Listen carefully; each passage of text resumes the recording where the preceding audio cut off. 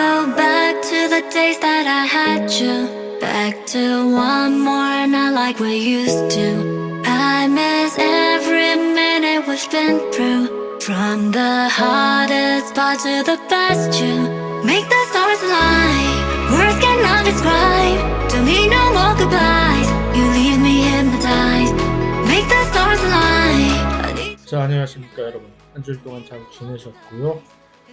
갑자기 또 코로나가 기승을 또 부리고 있어서 각별히 또 여러분들도 따뜻한 봄 기운과 싱숭생숭한 들뜬 마음 자칫 잘못하다가는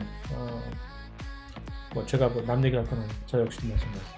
그래서 각별히 건강에 유의를 하셔야 될 것 같고, 이제 시험은 한 일주일 남았고, 한 일주일이 아니라 딱 일주일 남았고, 그래서 그에 대한 공지사항 올렸으니까 참고하시기 바라고. 자, 시험 범위는 오늘 이번 강의에서 이 커버한 데까지, 이것을 이제 그냥 생각 같아서는 이 사정에 대해서 다 마치고 싶지만 그렇게 되지 못할 수도 있으나, 어쨌든 어디까지 가든 간에 오늘 강의까지가 시험 범위에 포함되는 내용이 되겠습니다.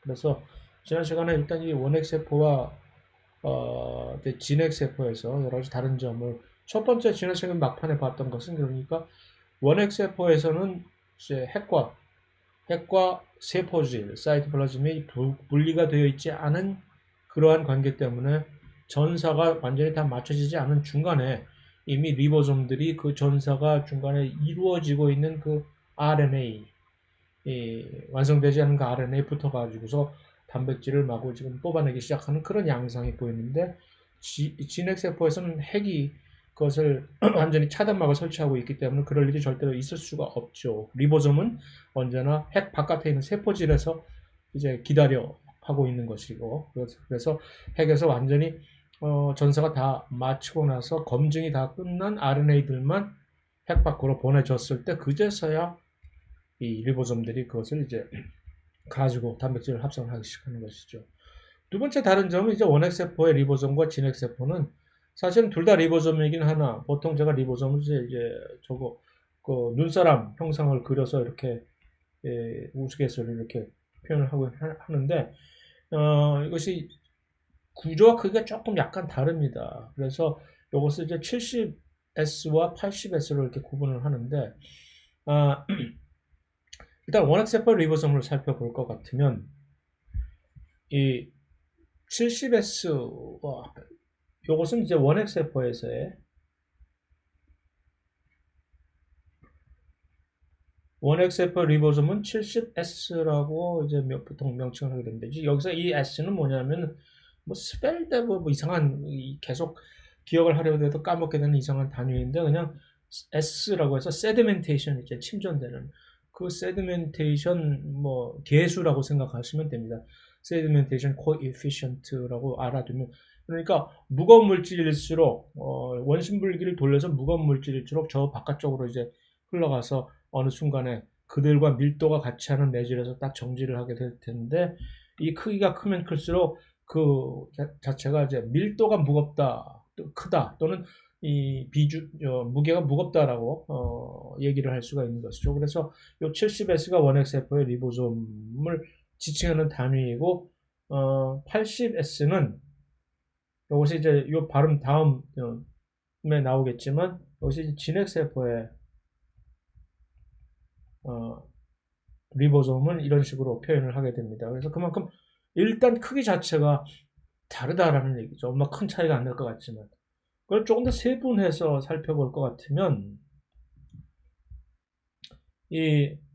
언제나 원핵세포가 됐든 진핵세포가 됐든 간에 리보솜은 두 개의 소단위체로 되어 있죠. 하나는 large subunit이라고 해서 큰 소단위체라고 하는 것과, 그 큰 소단위체의 그 S 값이 50S 값입니다. 좀 무거운 작은 소단위체는 30S 값이 있는, 요 값이 어디서 어떻게 나온 거냐? 실험적으로 이제 측정해낸 값입니다. 그래서 이제 그래서 이제 큰 소단위와 작은 소단위가 각각 50S, 30S로 이렇게 각각의 고유한 값을 가지고 있는데, 이 원핵세포의 리보솜이. 근데 이 둘을 완성체, 리보솜이 원래 완성체로서 활동을 할 때는 큰 소단위체, 작은 소단체가 두 개 다 결합이 돼서 일을 진행하는 거 아니에요. 그러면 50과 30을 두 개를 합하면 산술적으로 이것이 80이 돼야 되잖아요. 이것이 80. 그런데 그것이 아니라 80이 아니라 요 원핵세포의 리보솜은 이렇게 해서 큰 소단위체와 작은 소단위체 결합했을 때 70S 값이 나옵니다. 그래서 여기서 이게 왜 이렇게 되느냐라고 질문하는 학생들이 있는데 그거는 그렇게 하니까 해보니까 그렇게 되는 걸 어쩌라는 말이야 라고 대답을 할 수밖에 없는 것입니다. 그래서 이것이 각각 분리됐을 때보다 아마도 둘을 같이 합쳤을 때 그 밀도 자체가 훨씬 더 함축적이 돼가지고서 타이트하게 컴팩트하게 돼서 50과 30이 80이 아닌 70을 값을 구현을 한다고 생각을 하면 되지 않을까 싶습니다. 반면에 이 진핵세포에서의 진핵세포 여기 와 있네. 이것은 전체적으로 이것을 80S라고 이제 일컫는다 하는 얘기죠. 그래서 이 위야 니들은 들어가 이제 쭉. 그래서 이 80S 역시 무슨 얘기냐 하면은 작은 소단이 큰 소단 시제가 각각은 이렇게 60과 40 그러면 이게 둘이 합해서 100이 돼야 되잖아요. 100이 아니라 이건 훨씬 에너지를 훨씬 더 많이 쳤네요. 가격이 좀 세다고 크게 더 후려쳤어요. 그래서 이것은 80S 리보솜이 된다는 얘기입니다. 그래서 80S 대 70S 현실적으로 이것이 우리들에게 있어서 우리들처럼 이런 미천한 사람들에게 있어서 무슨 큰 의미를 가지냐면 어디서 가다가 논문을 읽는다든가 할 때 70S 리보솜이 어쩌고 저쩌고 하면은 이건 얘네들 좀 원핵세포 세균 같은 것들 가지고 지금 실험하고 있구나라는 것을 금방 알아차릴 수 있는 그 정도 수준인 것이고 자 그래서 그 다음에 이제 원핵세포에서는 그런 식으로 이 리보솜이 왜 원핵세포와 진핵세포가 그렇게 다르냐? 리보솜 보통 한 3, 4개의 리보소멀 RNA와 리보솜이란 무엇이냐라고 할 때 이렇게 얘기할 수가 있죠. 리보소멀 RNA와 그 다음에 몇십 개, 수십 개, 한 20몇 개 원핵세포의 경우 20몇 개 정도 될 것이고 진핵세포의 경우에는 뭐 훨씬 더 많게 될 것이고 수십 개의 단백질 라이보소멀 단백질들이 결합을 해서 주먹밥을 만들어서 이렇게 크게 작은 소단위체, 큰 소단위체로 만들어지는 것이죠. 그러니까 작은 소단위체를 만드는 리보소멀 RNA와 그 리보솜 단백질들은 큰 소단위체를 만드는 데는 관여하지 않는 것이고 그렇게 딱딱 구분이 되어 있는 것입니다. 그러니까 이건 원핵세포와 진핵세포는 둘 다 공이 그런 사실은 마찬가지인데 그래서 왜 70S 대 80S의 진핵세포, 원핵세포 이렇게 크기가 이렇게 다르냐 하는 것은 여기에 참여하는 단백질들의 개수가 다른 것이고 진핵세포, 원핵세포에 비교를 했을 때 물론 리보소멀 RNA의 종류와 개수도 살짝 다른 것이고 그렇기 때문에 그런 것입니다. 그래서 그 리보솜의 종류가 다르다 하는 것과 또 한 가지는 이제 원핵세포에서만 특별히 볼 수 있는 요 사안인데 그램 양성과 그램 음성의 두 가지 그램 포지티브와 실험 시간에 요 그램 양성, 그램 음성 요 세균 요 염색을 하는 법을 이미 실습을 통해서 했는지 제가 잘 확인을 아직 게을러서 못 해봤는데 이건 아주 전통적인 클래시컬한 세균을 광학현미경에서 볼 때 그냥 염색 없이 보면 안 보이거든요. 호염을 가지고서 현미경에서 잠깐 봤듯이 그러니까 그것을 좀 도와주기 위해서 그 위상차 현미경, Face Contrast Microscope 같은 것들을 사용을 하기도 하고 하지만 그게 한계가 있는 것이죠. 그래서 세균을 진핵세포의 경우도 마찬가지고 제대로 좀 살펴보기 위해서는 염색을 해야 되는 겁니다. 여러 가지 염색 방법이 이제 있지만 그 중에서도 이 그램이라고 하는 LG 그램과는 전혀 다른 브랜드로서 이 그램이라고 하는 그 유명한 미생물학자가 옛날에 이 그램 그램 염색법을 고안을 해내신 겁니다. 아, 그런데 여기에 반응이 하는 것이 극명하게 이렇게 나뉘는 것이죠. 한쪽 그룹의 세균들은 그램 염색을 딱 이제 처리하니까 거기에 미친 듯이 호응을 해서 반응을 하는 것이고, 이러한 세균들을 그램 양성 세균이라고 싸잡아서 이렇게 딱 분류를 하는 것입니다. 근데 그 나머지는 언제나 우리 모든 일상에는 이렇게 이 양극단이 있잖아요. 그래서 그램 음성 세균은 거기에 시큰둥해가지고 뭐야, 나는 관심 없어 하고 전혀 거기에 호응을 하지 않는 그런 세균을 그램 음성 세균이라고 하는 것입니다. 그래서 왜 누구는 여기에 그램 염색에 이렇게 극렬히 반응을 하고 누구는 이렇게 미온적인 태도냐, 그들의 정치적인 성향이 달라서 그런 것이냐가 아니라 세포벽의 층이 달라서 그런 것입니다. 세포벽 층 두께가, 이 세균의 세포벽은 이 물질이 펩티도글라이칸이라고 하는 그런 물질로 이루어져 있습니다. 기본적으로 우리가 봤지만 살짝 이 탄수화물에 다당류에다가 여기에다가 아미노산들이 중간에 탕탕탕탕 끼워져서 만들어진, 그래서 이것을 이름이 펩타이드 어디 들어봤잖아요. 펩티도 글리칸, 원래 영어 원어 발음은 펩타이드 글라이칸인데 한국말로는 펩티도 글리칸이니까 이런 거 보면 한국어와 영어는 거의 비슷하다라고 얘기를 할 수도 있지 않을까 하는 썰렁한 생각을 해보면서, 이것이 매우 두껍다는 얘기입니다. 이 그램 양성 세균은. 그러니까 주로 염색약이 보라색인데, 자주색 또는 보라색이라고 표현. 이 염색약을 쫙 쳤을 때 이 세포 벽층에서 주로 이 글리칸이라고 하는 이 탄수화물층이 있으니까 친수성인 염색약 물질을 잘 반응을 해서 잘 빨아들이겠죠. 그래서 엄청나게 그걸 염색약을 잘 머금고 있는 것이 두터운 스펀지처럼. 그래서 여기에 양성 반응을 보이는 것입니다. 그런데 또 다른 종류의 세균은 그램 음성 세균이라고 하는 이들은 펩티도글라이칸 요 세포층이 아주 얇아요. 그램 양성 세균에 비해서 이 두께가 너무 차이가 날 정도로 얇아요.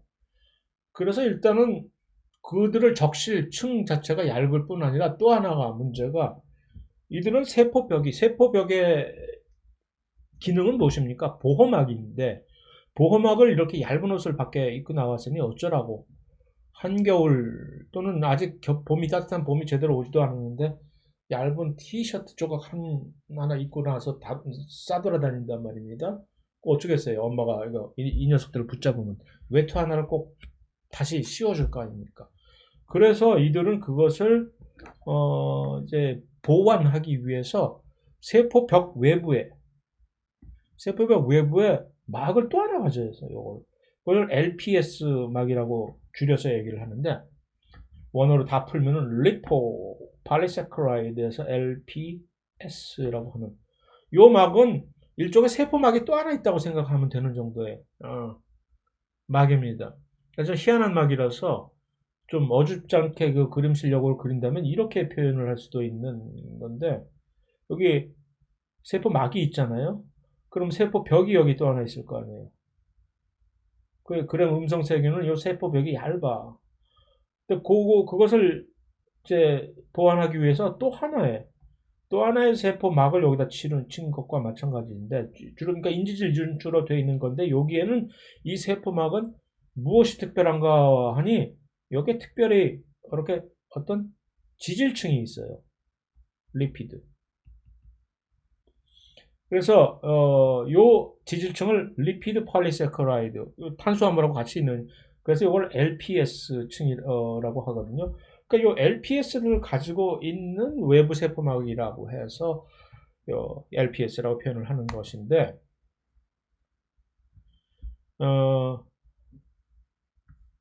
좀 이제 병리학적으로 조금 중요한 점은 요 그램 음성 세균들의 요 LPS가 오늘 저녁에 완전히 요 LPS들은 이 백테리얼 엔도톡신이라고 해가지고서 의사들은 이거 질겁을 하죠. 얘네들이 들어와서 이게 엔도톡신은 주로 염증 반응을 세균들이 어떤 그램 음성 세균이 들어왔을 때 염증 반응을 유발을 시키는 그런 톡신으로 작용하거든요. 사실 염증 반응이라는 것이 침입하는 병원균들의 입장에서는 매우 억울한 것으로서 내가 뭘 어쨌다고 내가 직접 뭐 니들한테 해를 끼친 것도 아니고 우리의 면역세포들이 갑자기 질겁을 해가지고 과민 반응을 일으키는 것이 알러지하고 매우 비슷한 반응입니다. 염증 반응.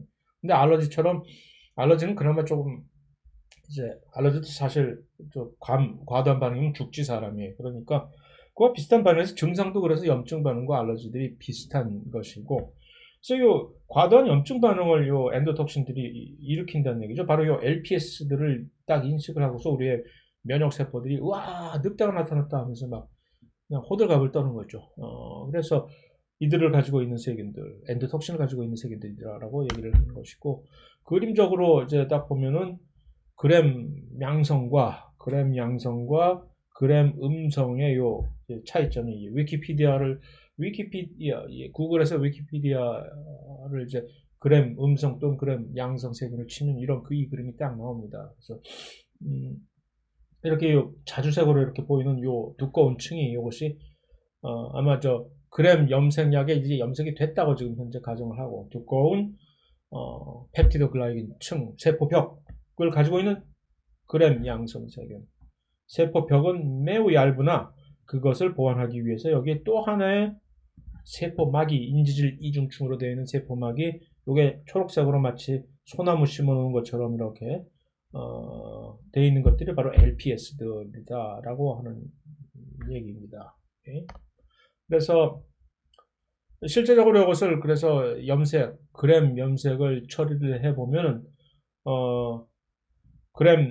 전형적인 그램 양성 세균은 백실러스, 스테파이로코커스 같은 이런 병균들은 이렇게 자주색으로 염색을 보이게 되고, 수도모나스라든가 대장균, 이콜라이 같은 전형적인 그램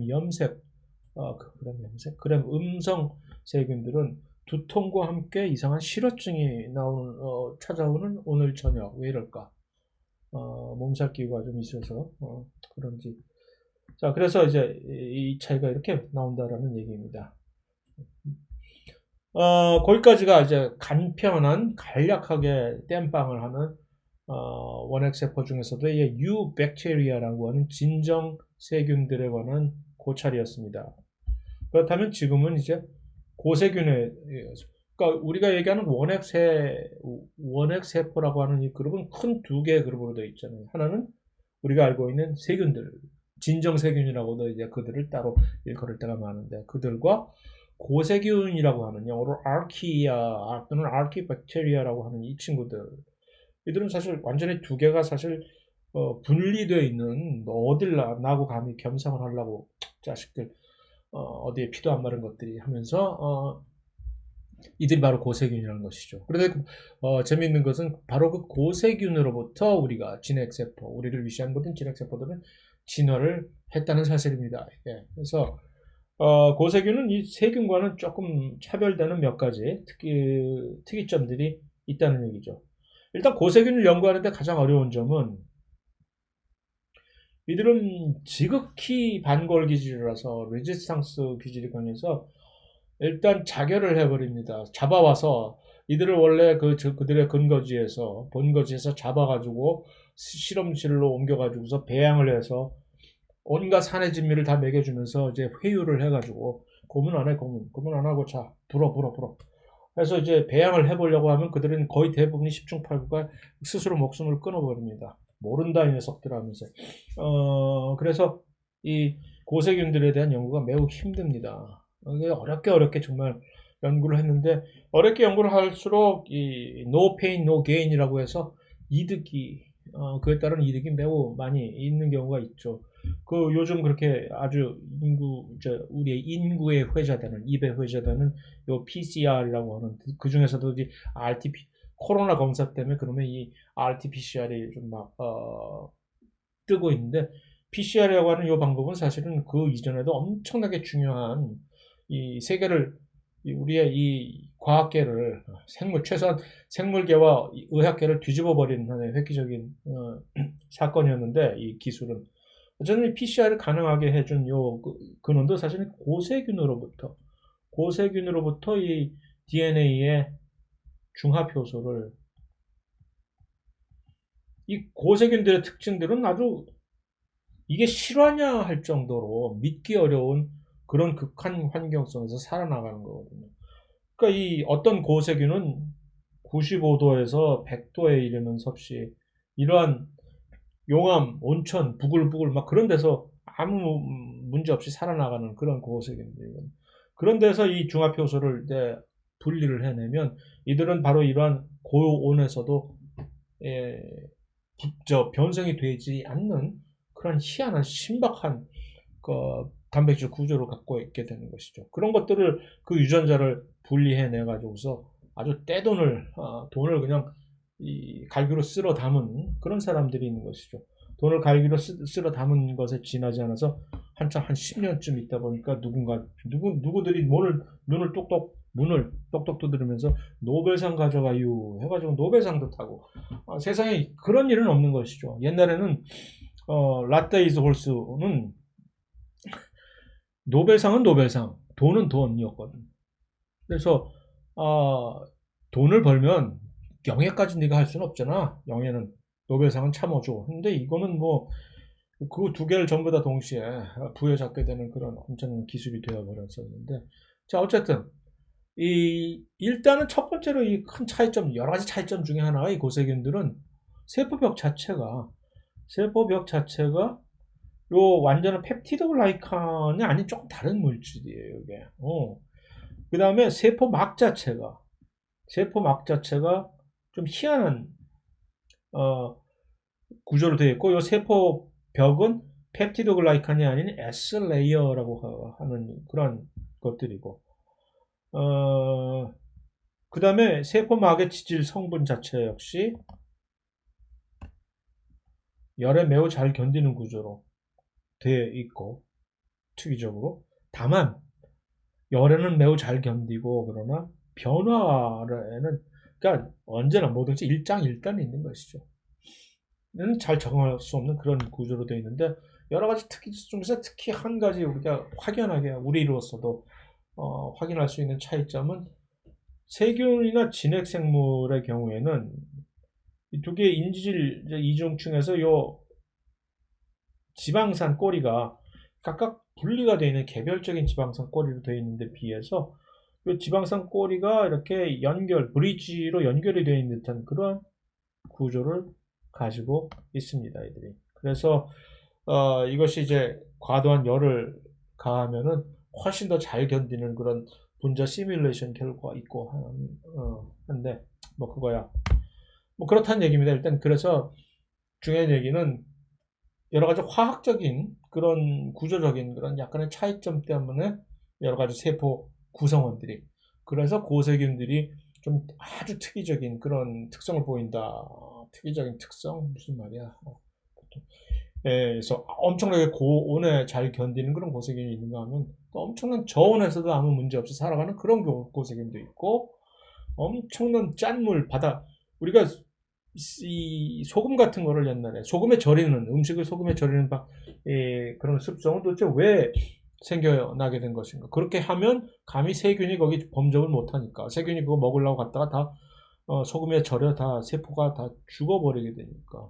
근데 어떤 고세균들은 웃기지 마시오 하면서 그 누구도 살 수 없다는 이스라엘 근처에 그 사해 있잖아요. 거기에서도 아무 문제 없이 살아가는 그런 고세균이 있는가 하면, 또 유황이 득실득실하는 그 독성 유황에 어떻게 누가 감히 살 생각을 하겠어요? 하는데도 그렇지 알고 있는 여러 가지 고세균들의 특징이 있다는 얘기입니다.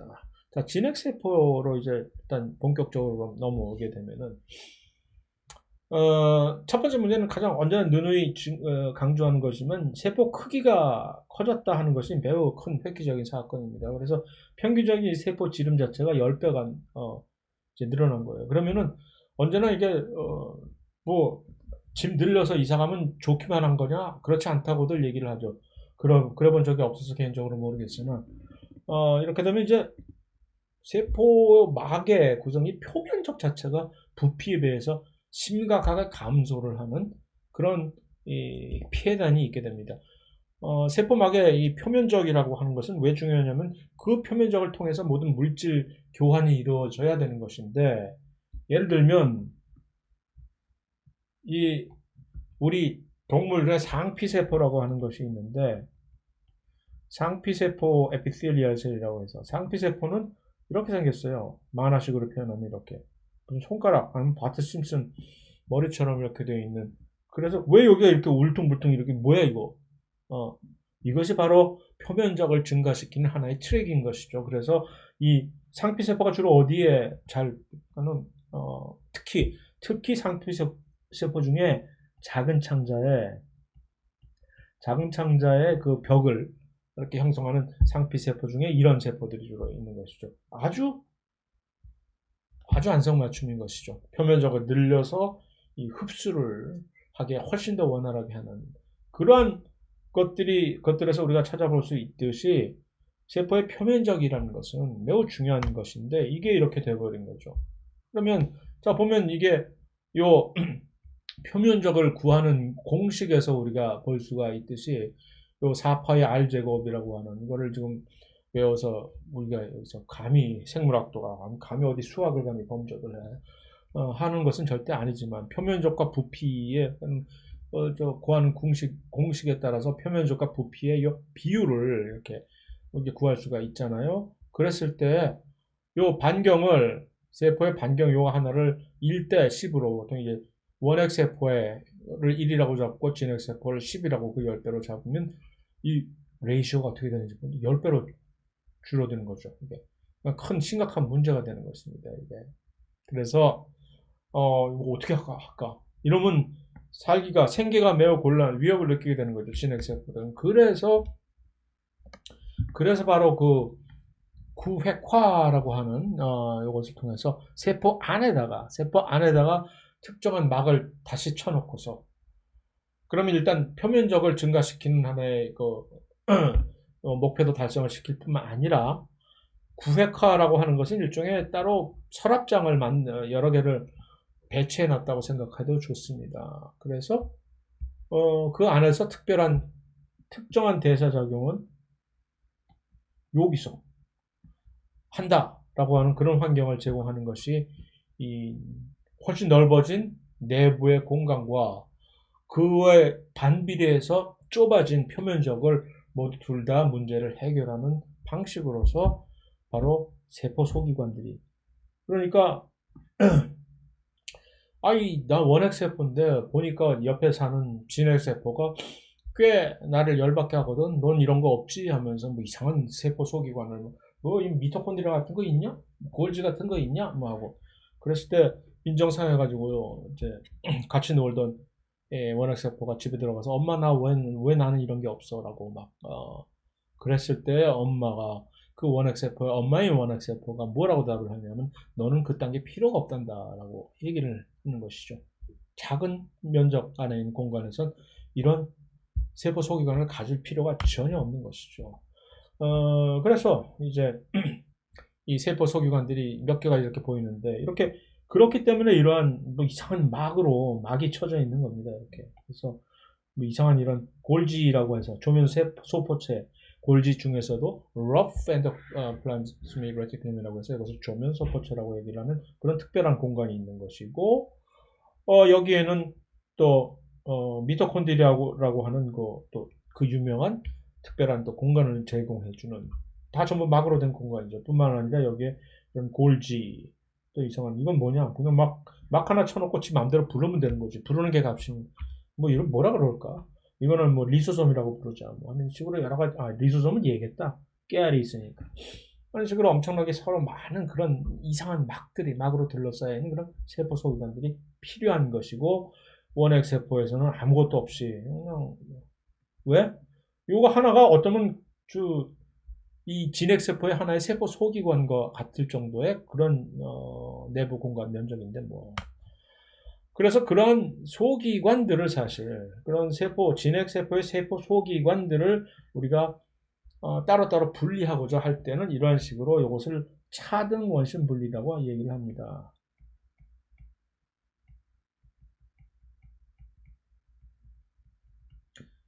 differential centrifugation이라고 해서 속도를 달리해가지고 몇 번을 반복을 해서 원심 분리를 하는 거죠. 처음에 이 세포를 가지고 있는 조직들을 전부 믹서로 가른 다음에 이걸 해서 원심 분리를 여러 번 돌리면 그에 따라서 각각의 세포 소기관들이 서로 다른 층에 이렇게 깔리게 된, 왜냐하면 그들의 밀도가 서로 다르기 때문에. 그래서 핵은 이 경우에서 예를 들어 이런 대표 중에 하나에 의해서 핵은 맨 밑에 깔리고 미토콘드리아 정도는 중간층에, 그 다음에 골지 같은 경우는 위에 이렇게 한 식으로 하는 것이 바로 차등 원심 분리의 원리라고 얘기를 할 수가 있겠고, 자, 일단 그 세포 소기관들을 이렇게 우리가 지금 요 섹션에서 보고자 하는 주요 이제 미션은 진핵세포에만 존재하는 바로 이 세포 소기관들이 무엇이며 그들의 기능이 무엇인가 하는 것을 보고자 하는 것이기 때문에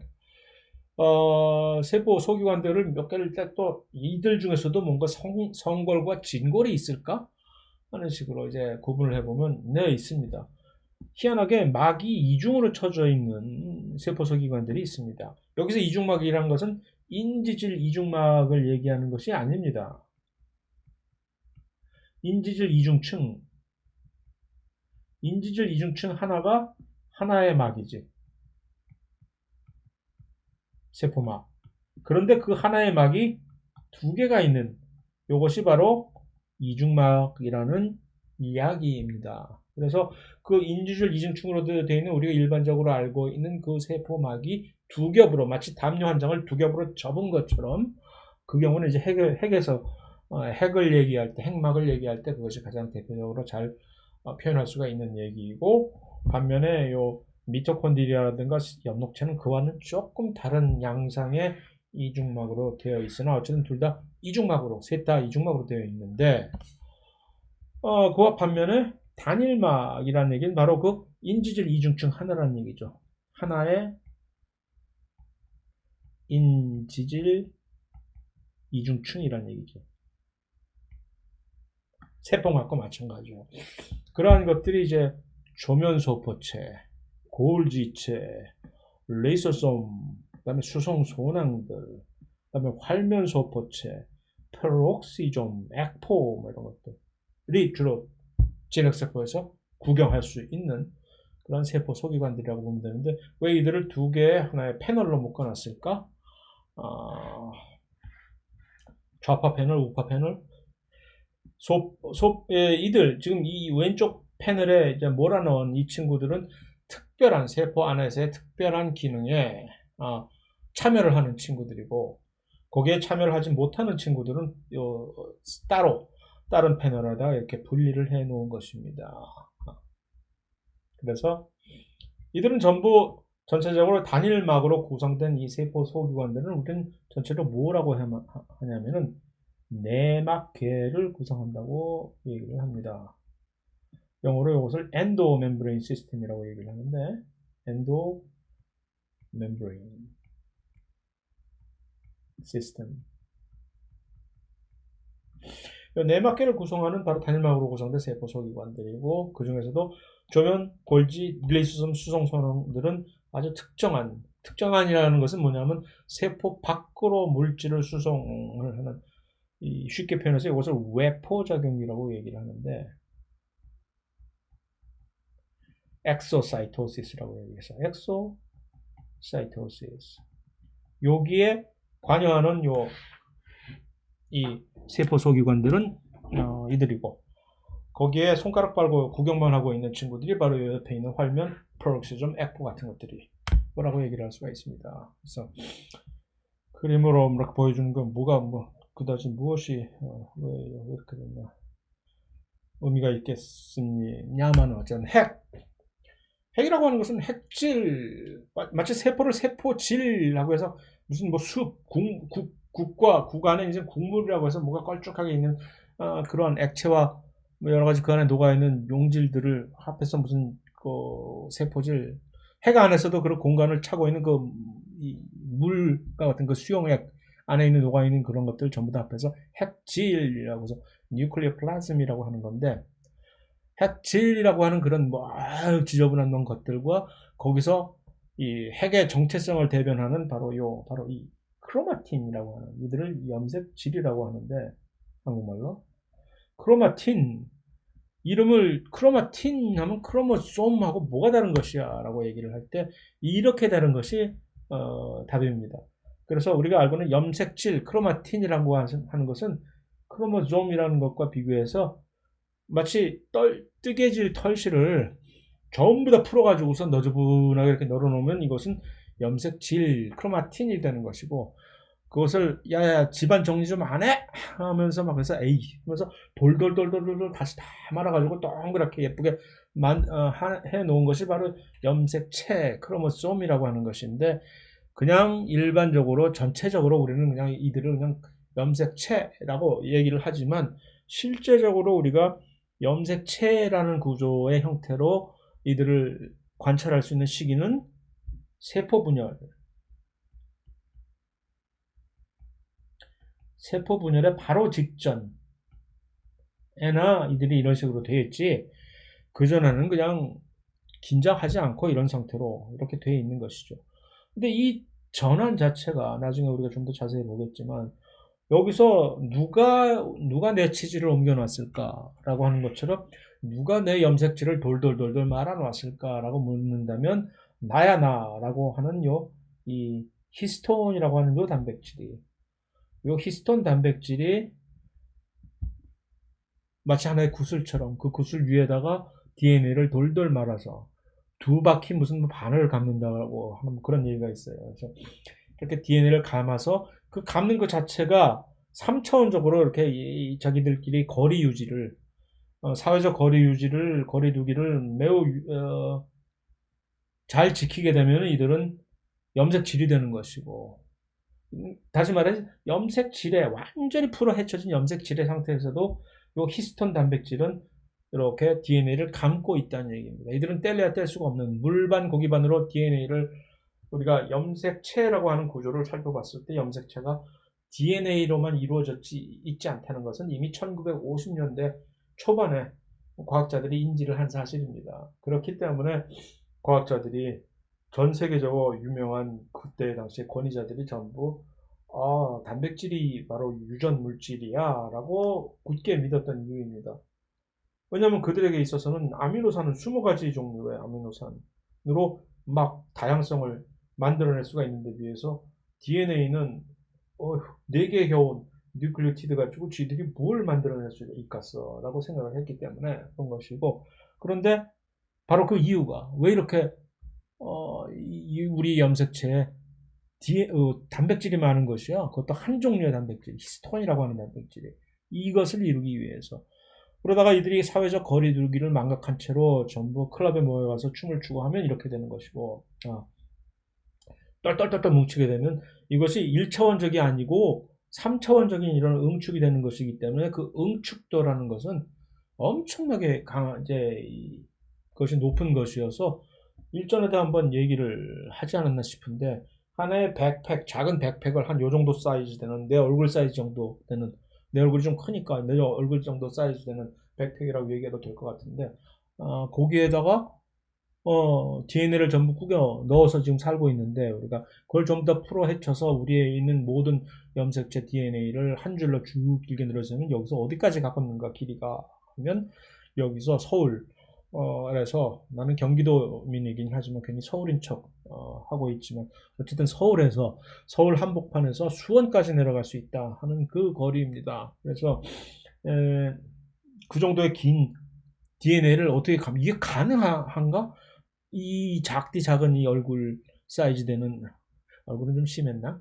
어쨌든 백팩 사이즈에다가 꾸겨 넣는 그 힘, 그것이 바로 요 히스톤이 이렇게 DNA를 돌려 감아서 자기들끼리 압축을 시키는 그런 힘에 의해서 되는 것인데, 바로 이 히스톤과 그 DNA가 말려 있는 하나의 단위, 그 유닛을 우리는 뉴클레오솜이라고 하는 것이죠. 그러니까 이 DNA의 응축은 다시 말해서 염색체에서의 DNA 응축은 다시 말해서 좀 더 정확히 얘기해서 염색질이 염색체로 이렇게 응축이 되는 요 과정은 바로 단위 뉴클레오솜들의 응축에 의해서 이것이 수행이 된다라고 얘기를 할 수가 있게 되는 것이죠. 그래서 왔다 갔다 하는 거예요.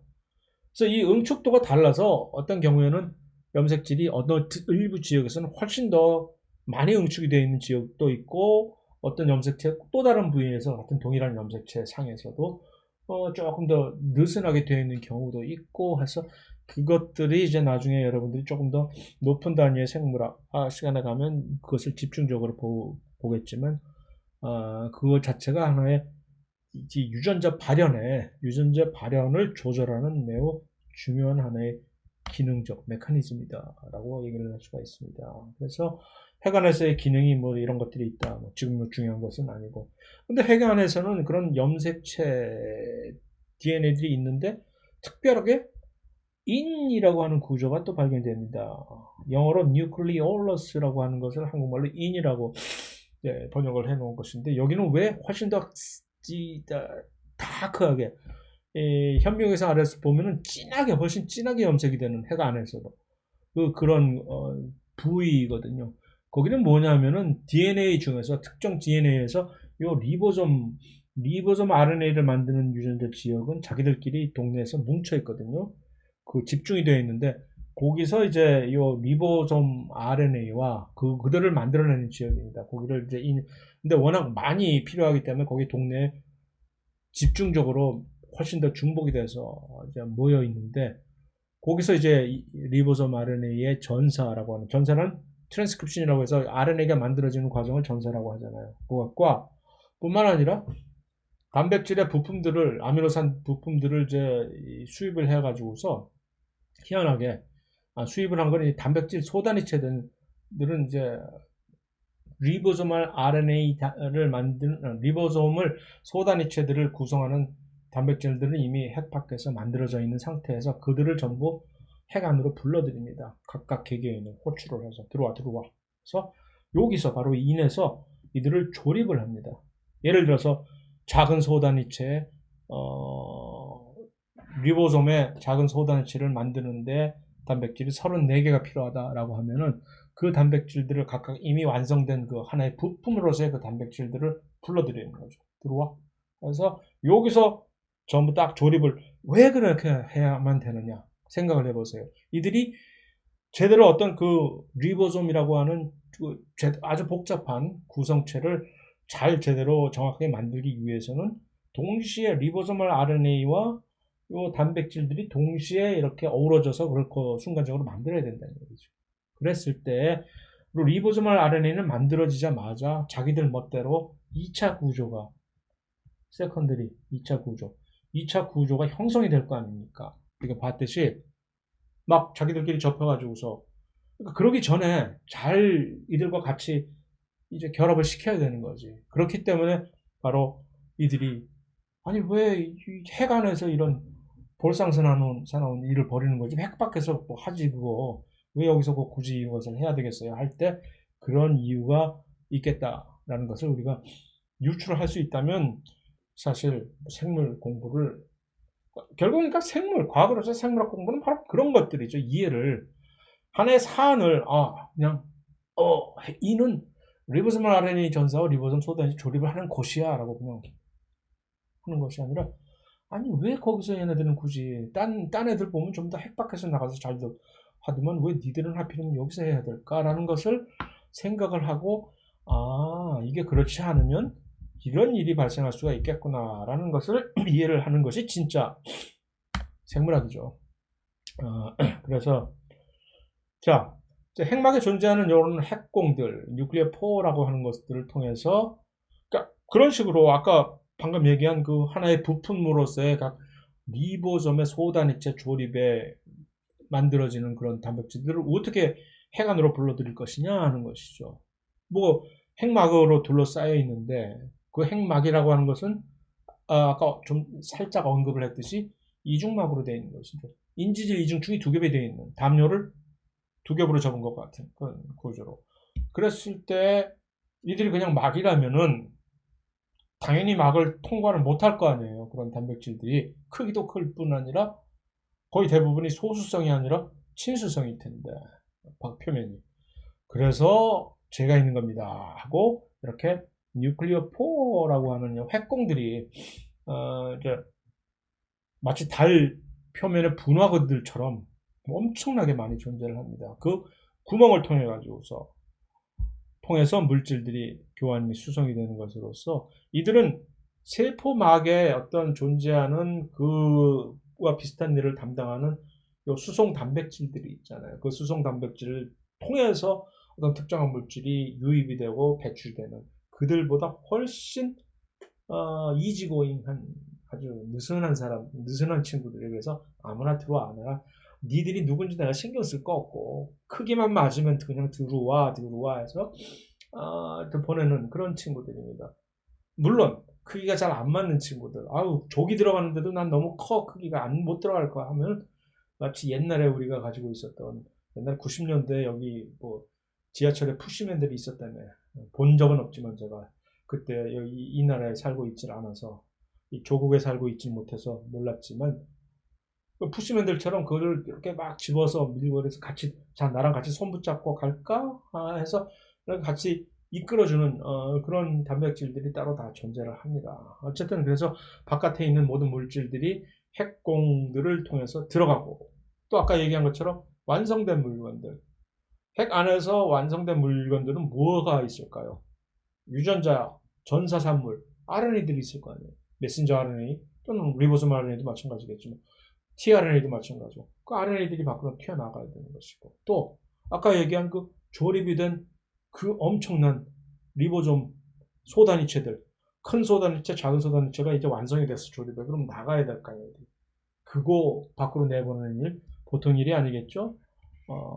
그래서 그런 것들이 핵공을 통해서 수행이 된다고 하는 얘기입니다. 그래서 바로 요 인은 이렇게 보통 훨씬 더 새까맣게 바로 여기가 리보솜 RNA와 리보솜 소단위체들이 조립이 되는 것이고 핵공들이 여기 보이는 것이고 평상시에는 세포 분열을 하려고 하지 않는 세포에서는 염색질이라고 하는 것은 이런 식으로 막 잘 형체를 알아볼 수 없을 정도로 막 이렇게 막 있는 느슨하게 풀어져 있는 상태이고 그다음에 이 핵공을 크게 확대를 해보면 여러 가지 단백질들이 마치 바구니 모양의 구조를 통해 가지고 이렇게 하나의 구멍을 형성을 해 놓은 그런 구조입니다.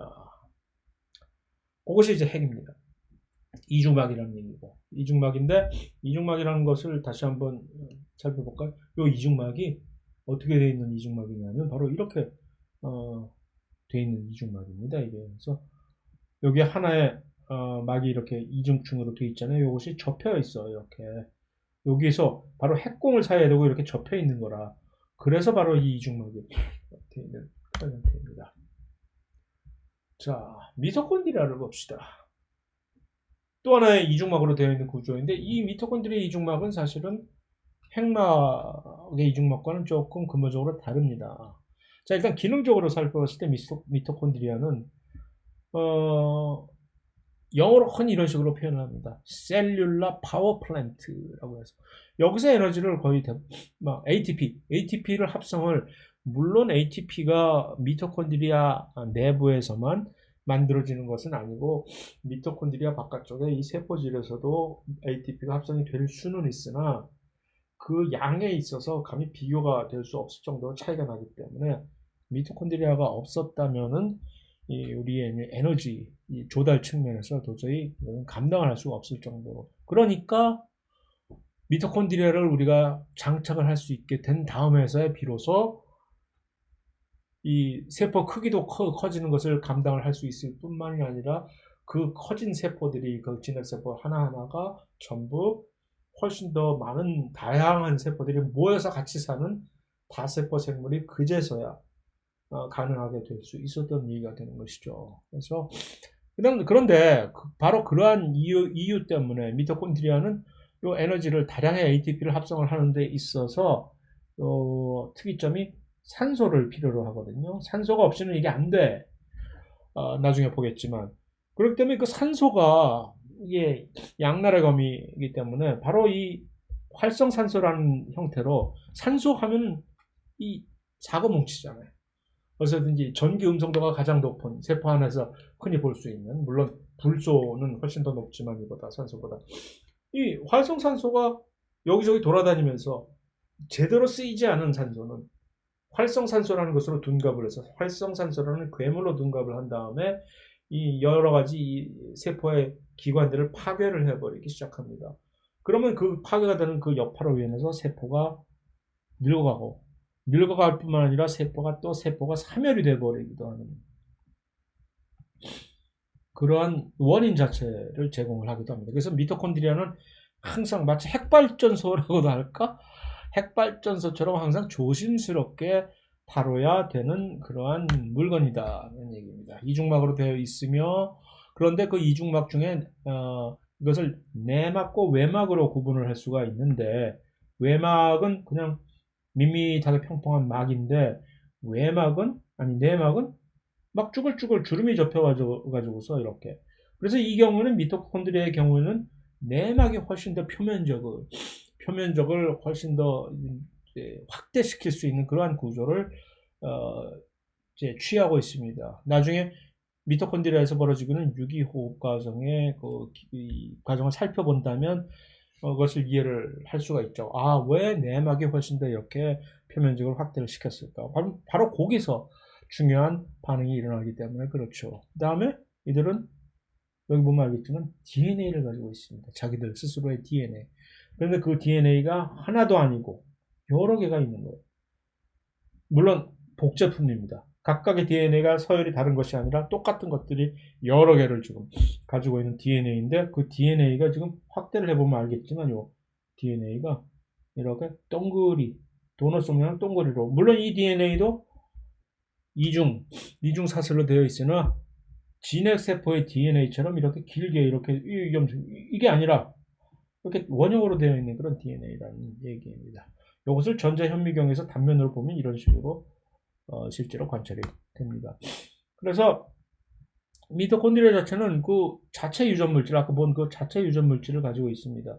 그런데 그 DNA가 원형 DNA입니다. 이 원형 DNA 중요성이 뭐냐 하면 바로 이 원형 DNA는 원핵세포의 DNA거든요. 원핵세포의 DNA들은 이런 식으로 원형으로 되어 있습니다. 그죠? 우리가 확인을 했듯이. 그 다음에 리보솜을 자체적으로 가지고 있어. 그 얘기는 자체적으로 단백질을 만들 수 있다는 얘기죠. 그러니까 자기가 DNA도 가지고 있겠다. 그 안에 리보솜이 있겠다. 원래 리보솜은 세포질에서 돌아다니는 친구들인데, 그러면 세포질 밖에서 있던 친구들이 혹시 뭐 하나 기웃거리다가, 여기 좋은 아지트가 있네 하고서 숨어 들어왔나? 라고 생각할 수도 있겠으나, 그게 아니라, 왜냐하면 그것이 아닌 것이 이들은 70S 리보솜이라는 얘기죠. 70S 리보솜이라는 얘기는 원핵세포의 리보솜이네. 네가 왜 여기 들어와 있지? 형이 왜 여기서 나와? 라고 얘기를 할 수가 있는 것이죠.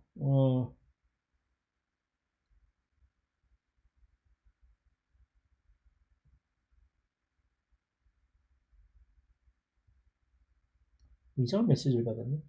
내가 쓰고 있는 프로그램이 이상하다고 신경 쓸 거 없고.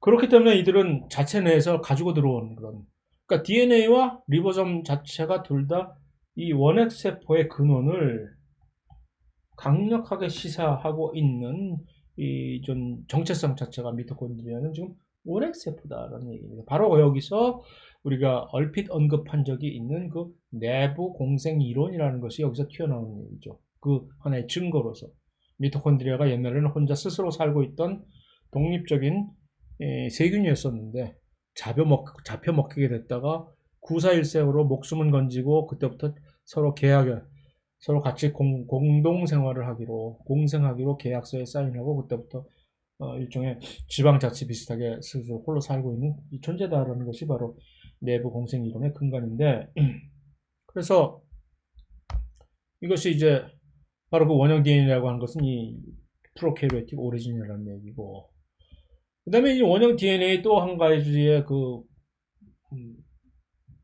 특이점 뭐냐면 이 원형 DNA이면서 원핵세포는 전부 반수체 DNA. 그 얘기는 뭐냐면은 상동 염색체라고 하는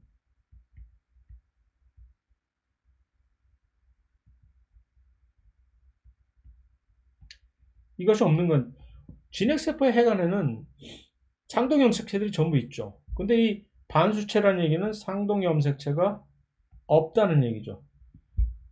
우리의 핵에 있는 염색체들이 상동 염색체라고 하는 하나의 쌍으로 이루어지죠. 그러니까 모든 염색체는 각 두 개의 카피를 가지고 있게 되는 이유가 어머니로부터 반쪽의 유전체, 아버지로부터 반쪽의 유전체를 물려받아서 이것을 같이 합쳤기 때문에 각각의 이제 동일한 염색체가 두 개씩 가지고 있게 되는 그들을 각각을 상동 염색체, 영어로 호몰로거스 염색체라고 이렇게 얘기를 하는 것인데 원핵 세포는 그런 게 없잖아요. 그들은 그러니까 유성생식을 하지 않잖아. 자기들끼리 무슨 뭐 자기 염색체를 유전체를 결합을 다시 해서 뭐 하는 그런 것들이 없기 때문에 이들의 유전체는 전부 해플로이드라고 해서 그런 상동 염색체가 없는 반수체 유전체로서 원형 DNA를 가지고 있는 마치 그대로 원핵 세포의 그 모습을 그대로 빼다 박아 놓은 같은 그런 특성을 가지고 있습니다. 여기서 이제 해플로이드 반수체와 그 반상대적인 개념 디플로이드를 이제 이배체라고 얘기를 하는데 이배체 디플로이드 이배체와 반수체의 핵형이라고 합니다. 이것을 캐리어 타입이라고 해서 염색체를 분리해서 타이핑을 해놓는 거지. 그렇게 되면 이제 이게 반수체 세포에서 뽑은 것인지 이배체 세포에서 뽑은 것인지 알 수가 있다는 얘기죠. 물론 여기서는 둘 다 전부 다 진핵 세포의 염색체들입니다. 선형이잖아. 이 미토콘드리아의 DNA를 뽑은 것은 절대 아닌 것이고 뭐 그렇다는 얘기고 그래서 이제 바로 그 상동 염색체들이 특별하게 이제 요 호몰로거스들이 이렇게 염색체들이 존재를 하다가 일반적인 세포 분열을 할 때는 세포 분열 시에 잠시 요 특별한 기간에서 나중에 우리가 자세히 배울 테니까 여기서 뭐 굳이 신경을 크게 쓰지 않으셔도 됩니다만 그랬을 때는 이렇게 복제를 통해서 똑같은 카피를 이들이 가지게 되는 것이죠. 그것을 우리는 이제 자매 염색 분체라고 해서 시스터 크로마티드라고 이제 자매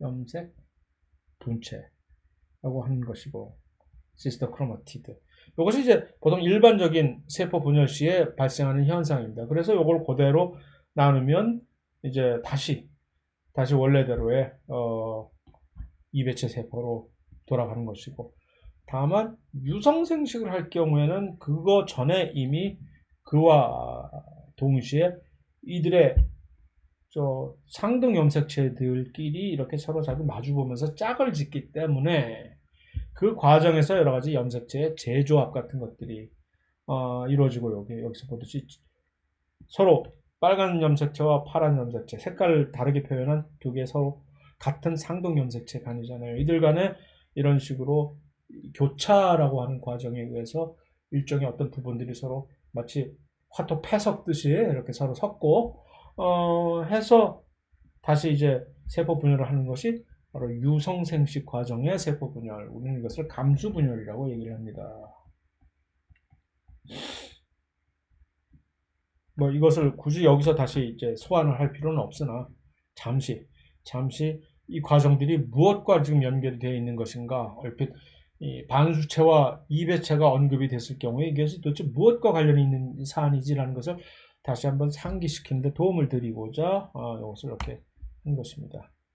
그래서 요 미토콘드리아는 그러니까 염기서열이 미토콘드리아가 만약에 사람 개인적으로 개인 A와 B 간의 미토콘드리아 DNA를 수출해서 염색체를 비교를 해 봤을 때 이들의 차이가 난다. 뭐 했을 때 이들은 그 차이는 오로지 돌연변이에 의해서만 일단 그 얘기는 무엇이냐면은 그런 염색체의 그 재조합이 없다는 얘기죠, 여기서.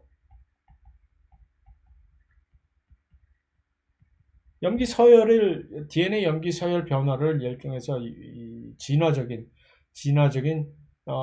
상관관계를 가늠하는데 사용하는 그 이론적인 근거가 염기 서열의 변화가 크면 클수록 이들이 서로 훨씬 더 오래전에 공통 조상으로부터 분가했다는 것을 나타내는 척도가 된다라고 그 이론이 어떻게 성립하는 것인지에 대해서 이제 설명을 드렸잖아요.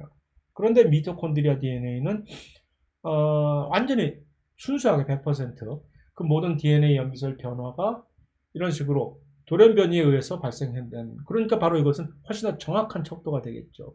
다만 이 핵에 있는 염색체 DNA들은 물론 대부분이 그 염기설의 변화는 돌연변이에 의한 것이 맞기는 하나 일부는 이러한 재조합 과정에서 서로 섞이게 돼서 이 염기서열이 변화가 된, 예측 불가하게 변화가 된 그런 결과를 우리가 보고 있는 것도 포함이 된다는 얘기죠. 그래서 물론 대세에는 지장이 없으나 훨씬 더 정확하게 측정을 할 때는 미토콘드리아 DNA를 사용해서 그 유전적인 연관관계를, 진화적인 연관관계를 측정하는 것이 훨씬 더 정확하다라고 얘기를 할 수가 있습니다. 그래서 이것을 특히 또 한 가지는 이제 미토콘드리아는 또 모계를 통해서만 유전이 되기 때문에 제 세포 안에 있는 모든 미토콘드리아 DNA는 우리 어머니로부터 물려받은 것입니다.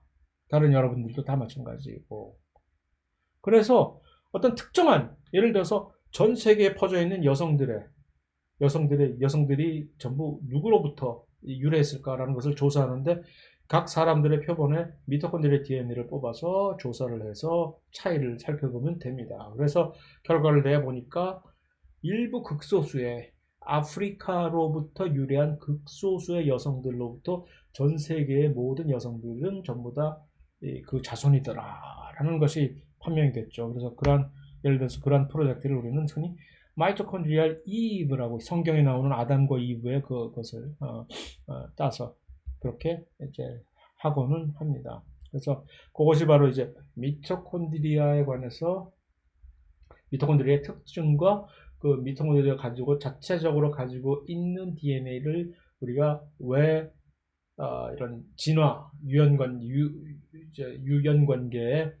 확립에 측정에 사용을 하는지에 대한 그런 배경 설명이었습니다. 엽록체의 경우도 비슷합니다. 이것이. 그래서 엽록체도 역시 미토콘드리아와 비슷하게 외막과 내막으로 이루어진 두 막으로 이루어진 존재인데, 이 역시 핵막과 다르게, 그러니까 미토콘드리아의 경우도 마찬가지고 엽록체의 경우도 외막과 내막의 사실은 화학적인 구성 성분이 다릅니다.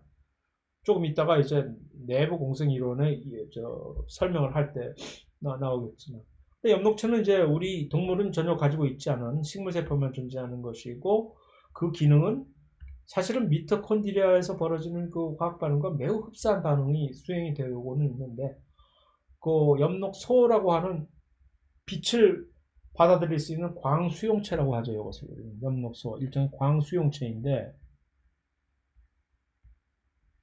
이것을 통해 가지고 광합성을 수행을 하는 것이죠.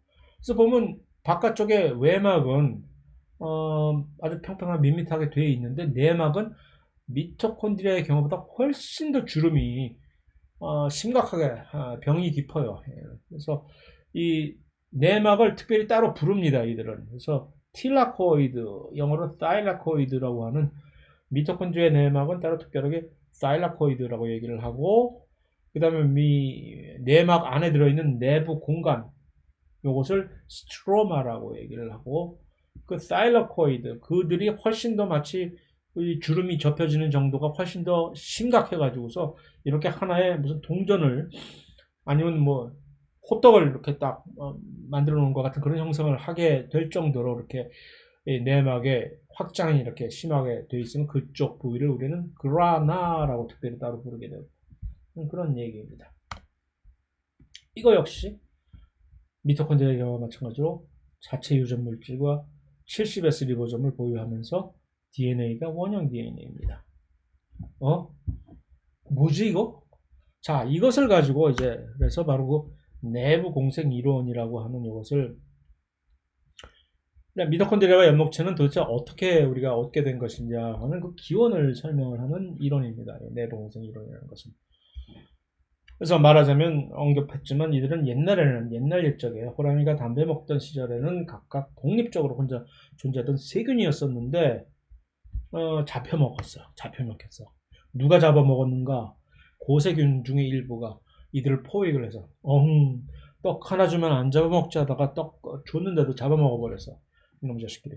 그래서 포획을 한 다음에 그런데 먹어버렸는데 이 고세균이 좀 똑똑한 고세균이었나 보지. 얘를 내가 그 멍청한 사람도 있잖아요. 매일 하루에 황금알을 하나씩 놔주던 거위를 그걸 배를 갈라버리면 황금을 하루에 뭐 훨씬 더 많이 얻을 수 있을 거다 그래서 배를 갈랐다가 완전히 폭망한 그런 멍청한 사람이 있는가 하면 이렇게 세균이라고 할지라도 이렇게 똑똑한 세균이 있어서 이 가만히 있으면 내가 얘를 좀 잡아먹어서 소화를 시키고 난 다음에는 왜냐면 이게 아주 신박한 재주를 가졌거든. ATP를 그냥 다량으로 펑펑펑펑펑펑 생산을 하는 능력자란 말입니다. 그래서 이를 죽이지 않고 내 너를 어여삐 여겨 목숨을 부지하게 해줄 것이니 이제부터 너는 나와 노예 계약서를 이제 그 자기는 노예 계약서라고 생각하고 잡아먹힌 미토콘드리아는 공생 계약서라고 생각을 하고 이렇게 서로 공생 관계를 유지하면서 진핵세포를 진화하게 되었다는 가설이죠. 가설. 동화, 소설입니다. 소설. 뇌를 가지고 생각할 수 있는 고세균이 없을 뿐더러 잡아먹었는데 이것이 훨씬 이걸 죽이지 않으면 나한테 큰 개이득이 되겠다 싶어서 살려둘 수 있는 그런 메커니즘은 절대로 이 지구상에 존재하지 않는다는 얘기죠. 다만 그것을 현실적으로 우리가 유추해 보건대 이렇게 됐을 수 있는 것이죠.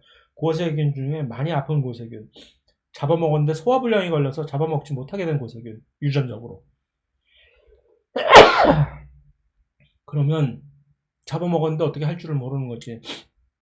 먹어봐 하고 개기다가 미토콘드리아, 잡혀먹힌 미토콘드리아가 가만 보니까 잡아먹을 생각은 없거든. 소화시킬 생각이 없다는 얘기지. 그러면 나 혼자 나는 나대로 여기서 사는 거지 뭐 살다 보니까 서로 간에 적응이 되어가지고 점점 이렇게 변화가 서로 해서 그렇게 됐으리라는 그런 것이 이제 훨씬 가장 설득력 있는 얘기죠. 일반적으로는 들어오면 분해가 되겠지만 어쩐 연유로 해서 아마도 잡아먹은 고세균이 돌연변이가 있었겠지요. 그래서 그렇게 되지 않았을까 싶은데 그래서 일단은 전체적인 맥락으로 봤을 때 이제 고세균 일부 어떤 고세균인 이 원시 원핵세포가 핵과 그 나머지 세포 소기관을 얻게 된 하나의 이 사건은 이것을 이제 내부 함입설이라고 얘기를 합니다.